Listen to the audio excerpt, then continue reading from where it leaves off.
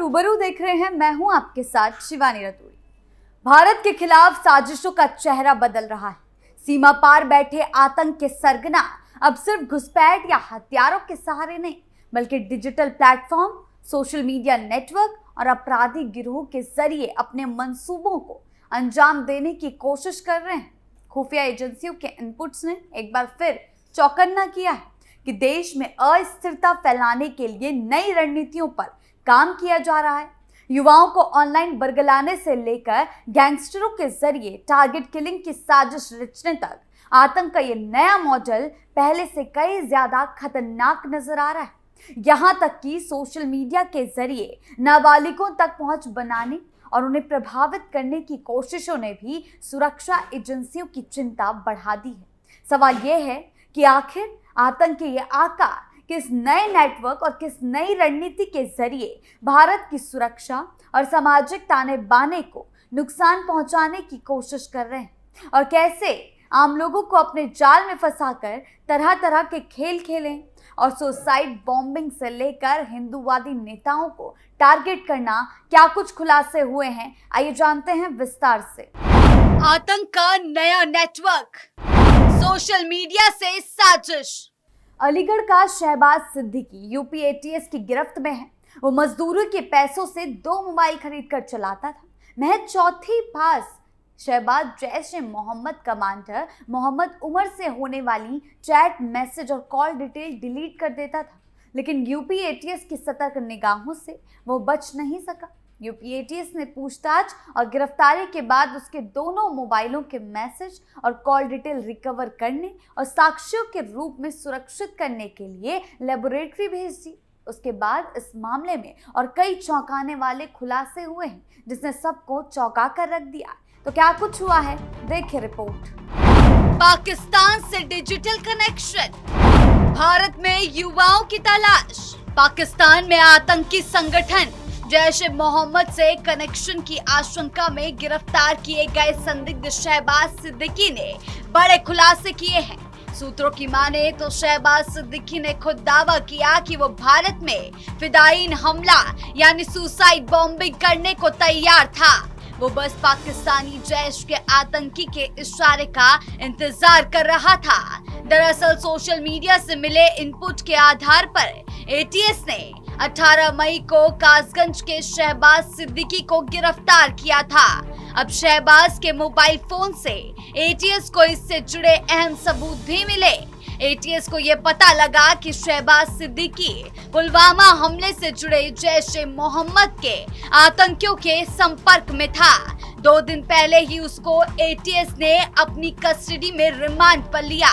सूत्रों के मुताबिक आरोपी के पास से मिले मोबाइल फोन में जैश के आतंकियों से बातचीत की रिकॉर्डिंग और चैट मिली है। सूत्र बताते हैं कि फोन में मिली चैट से पता चला कि शहबाज सिद्दीकी ने पुलवामा हमले को सही बताया और सर्जिकल स्ट्राइक को गलत ठहराया था। इतना ही नहीं, भारत में हुई अन्य आतंकी वारदातों को लेकर उसने खुशी भी जाहिर की। एटीएस की पूछताछ में उसने ये सभी बातें स्वीकार की है। शहबाज सिद्दीकी ने बताया कि वो भारत में फिदायीन हमला यानी कि सुसाइड बॉम्बिंग करने के लिए तैयार था। इसको लेकर उसने आतंकियों से बातचीत भी की थी। पाकिस्तानी आतंकी ने उसे भड़काऊ वीडियो भी भेजे।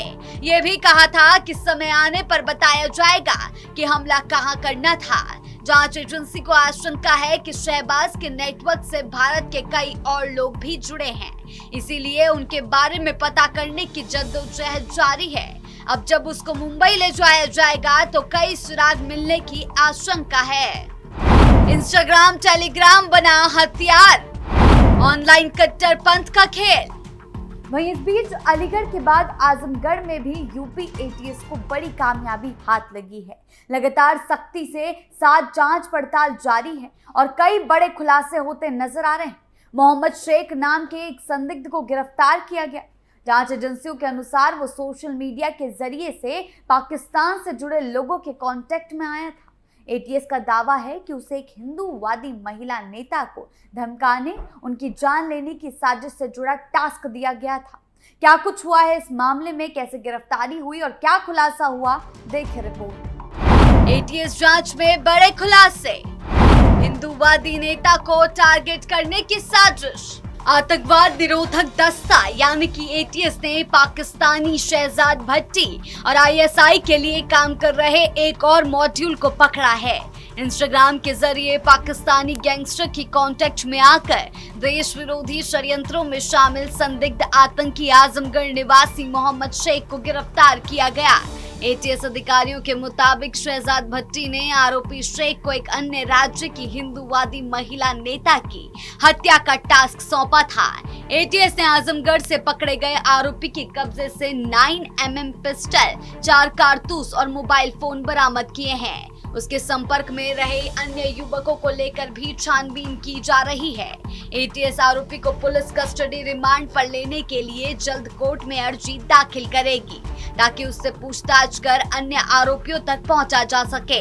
एटीएस के मुताबिक मोहम्मद शेख के पिता रेहान अहमद की हार्डवेयर की दुकान है।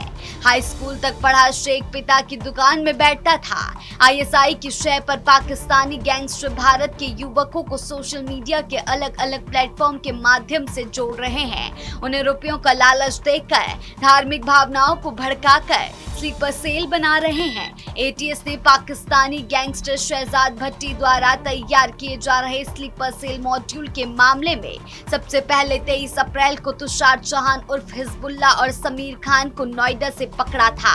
इनके बाद 2 और संदिग्ध आतंकियां बाराबंकी निवासी दानियल अशरफ और कुशीनगर के कृष्णा मिश्रा को गिरफ्तार किया गया और आजमगढ़ से मंगलवार को पकड़ा गया संदिग्ध आतंकी मोहम्मद शेख पाकिस्तानी गैंगस्टर शहजाद भट्टी और उसके गिरोह के सदस्यों के लिए पाकिस्तान और दुबई के मोबाइल नंबरों से व्हाट्सएप के जरिए बाकी लोगों को जोड़ा करता था। एटीएस के अनुसार आरोपी उनकी विचारधारा से प्रभावित होकर जिहाद की बातें करता था और अपने अन्य साथियों को भी इस आतंकी मॉड्यूल से जुड़ने के लिए उकसा रहा था। मोहम्मद शेख को शहजाद भट्टी के अलावा उसके गिरोह के अजमल, गुज्जर और रजा पाकिस्तानी भी हैंडल कर रहे थे। पाकिस्तान में बैठे हैंडलरों ने आरोपी मोहम्मद शेख को ट्रायल के तौर पर एक अन्य राज्य की राजनीतिक पार्टी की नेत्री को धमकाने, उनकी हत्या करने का टास्क सौंपा था। कहा गया था कि इसके बाद उसे बड़े मिशन में शामिल किया जाएगा। आरोपी के विरुद्ध एटीएस के थाने पे विधि विरुद्ध क्रियाकलाप निवारण अधिनियम समेत अन्य धाराओं में मुकदमा दर्ज किया गया है। आरोपी को आजमगढ़ से गिरफ्तार कर रविवार को न्यायिक अभिरक्षा में जेल भेजा गया। षड्यंत्र के तहत ऐसे कई युवकों को आतंकी गैंग ने प्रमुख व्यक्तियों और संस्थानों की रैकी करने, उनकी हत्या करने और राजनीतिक पार्टी के कार्यालय को बम से उड़ाने, पुलिस और सुरक्षा एजेंसियों के अधिकारियों की जान ले लेने और अलग अलग टास्क सौंपे जा रहे थे। इस नेटवर्क की पड़ताल में आरोपी शेख भी पकड़ा गया। पाकिस्तान में बैठे आतंकी किसी एक युवक को जोड़ने के बाद उसे कट्टरपंथी विचारधारा के अन्य युवकों को भी जोड़ने पर बड़े टास्क सौंपे जाने का प्रलोभन देते हैं। एक वरिष्ठ पुलिस अधिकारी का कहना है कि आतंकी संगठन इंस्टा, टेलीग्राम, सोशल मीडिया और भारतीय युवकों की गतिविधियों पर साइबर एक्सपर्टों की मदद से नजर रखते हैं और कट्टरपंथी विचारधारा के युवकों को खासकर निशाना बनाया जाता है। एटीएस एसटीएफ का बड़ा एक्शन। यूपी में आतंकवाद और राष्ट्र विरोधी गतिविधियों पर रोक लगाने के लिए एटीएस और एसटीएफ लगातार एक्टिव रूप से काम कर रहे हैं। इन दोनों एजेंसियों का मुख्य मकसद है आतंकवादी संगठनों, उनके समर्थकों, फंडिंग नेटवर्क और संदिग्ध गतिविधियों पर नजर रखना ताकि समय रहते उन्हें रोका जा सके। एटीएस आधुनिक तकनीक, साइबर निगरानी, खुफिया सूचनाओं और विभिन्न सुरक्षा एजेंसियों की मदद से संदिग्ध व्यक्तियों की गतिविधियों की जांच करती है। वहीं एसटीएफ विशेष अभियानों, छापेमारी और अपराधियों की गिरफ्तारी में बड़ी भूमिका निभाती। समय समय पर इन एजेंसियों ने ऐसे लोगों को गिरफ्तार किया जो आतंकवादी संगठनों से जुड़े होने, युवाओं को कट्टरपंथ की ओर धकेल रहा है, अवैध हथियार जुटाने या देश विरोधी साजिशों में शामिल होने के आरोपों में पकड़े गए।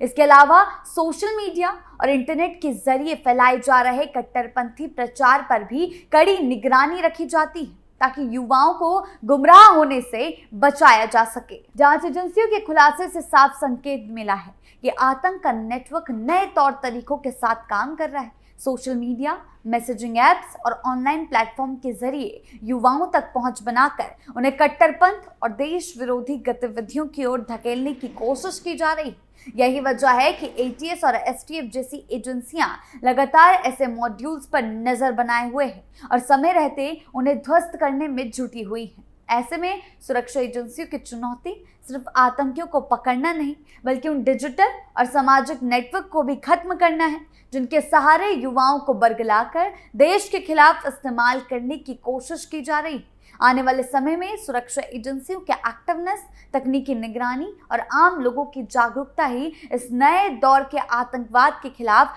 सबसे बड़ा हथियार साबित होगी। बड़े बड़े नेताओं को टारगेट की बात हो या सुसाइड बॉम्बिंग की, ये मामला दिखा रहे हैं कि कैसे पाक में बैठे लोग भारत में बैठे युवाओं को बरगला रहे हैं या फिर कट्टरपंथी सोच के लोगों तक पहुंच बनाने की कोशिश कर रहे हैं और उन्हें बहकाकर भारत में आतंक फैलाया जा रहा है। आपकी इस बारे में क्या राय है? हमें कमेंट सेक्शन में जरूर बताएं।